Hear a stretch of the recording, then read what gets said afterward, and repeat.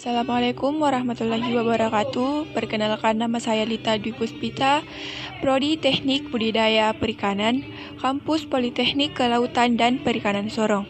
Di sini saya akan menjelaskan tentang manfaat mikrobiologi dalam budidaya perikanan laut, tentang pembenihan dan pembesaran. Mikrobiologi.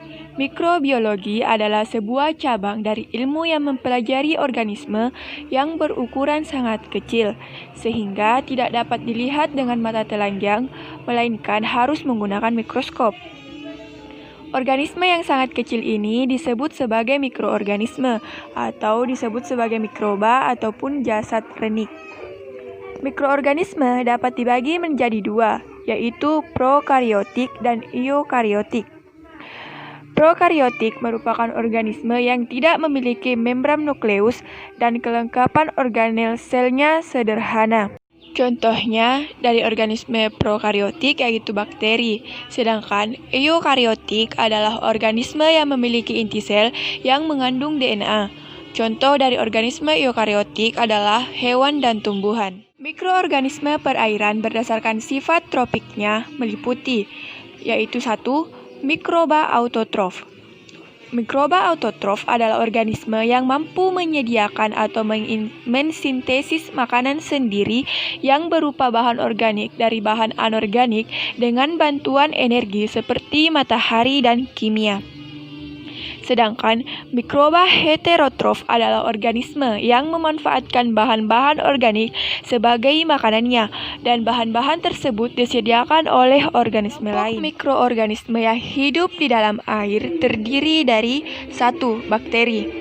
Bakteri yang hidup di perairan umumnya uniseluler, tidak memiliki klorofil, berkembang biak dengan pembelahan sel secara transversal atau biner. Yang kedua yaitu alga biru hijau. Alga tidak memiliki akar, batang, dan daun yang mempunyai fungsi seperti tumbuhan darat. Wujud alga terdiri dari batang yang disebut talus.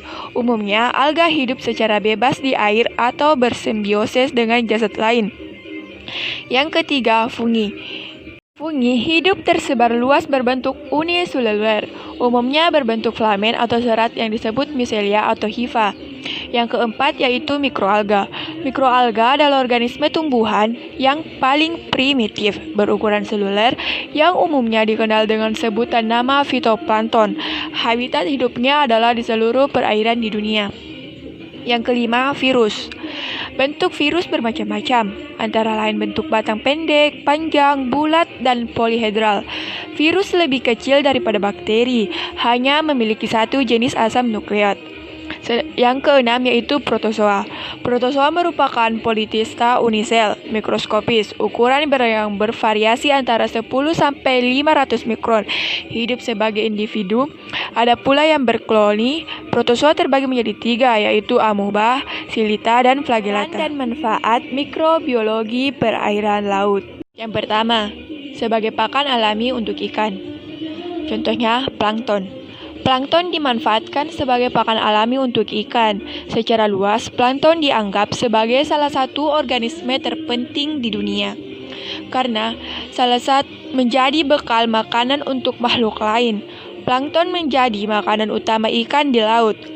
Fitoplankton mempunyai fungsi penting di laut karena bersifat eutrofik, yakni dapat menghasilkan sendiri bahan organik makanannya. Fitoplankton mengandung klorofil dan karenanya mempunyai kemampuan berfotosintesis, yakni menyada energi surya untuk mengubah bahan inorganik menjadi bahan organik.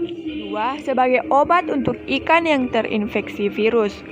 Berdasarkan penelitian Januari 2019, Chlorella vulgaris dapat dimanfaatkan sebagai biotaktif untuk mengontrol inflasi yang disebabkan oleh virus. Ekstrak kasar C. vulgaris merupakan protein dan pigmen dalam bentuk RNA atau enzim. Ekstrak kasar inilah yang dapat dikembangkan menjadi inti inflasi pada ikan kerapu. Dikarenakan, ekstrak kasar tersebut dapat menekan pandangan yang terjadi pada jaringan ketika terjadi infeksi SNN. Mikroalga yang dapat menjadi pakan ikan. Mikroalga dibagi menjadi 10 divisi dan 8 dari mereka adalah bentuk uniseluler. Dari 8 divisi, 6 telah digunakan sebagai pakan alami untuk budidaya ikan. Saat ini, sebagai besar, eksploitasi mikroalga hanya terbatas digunakan sebagai pakan alami bagi ikan yang dibudidayakan. Mikroalga dapat digunakan sebagai suplemen makanan karena memiliki gizi tinggi dan menjadi sumber komponen bioaktif yang bermanfaat bagi kehidupan.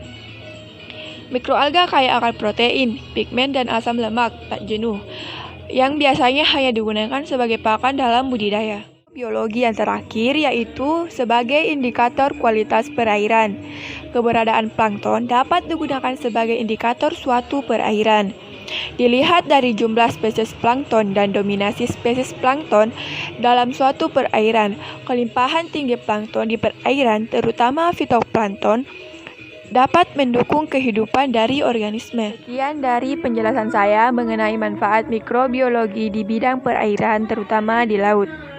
Jika ada kesalahan, mohon dimaafkan. Wabillahi taufiq wal hidayah. Wassalamualaikum warahmatullahi wabarakatuh.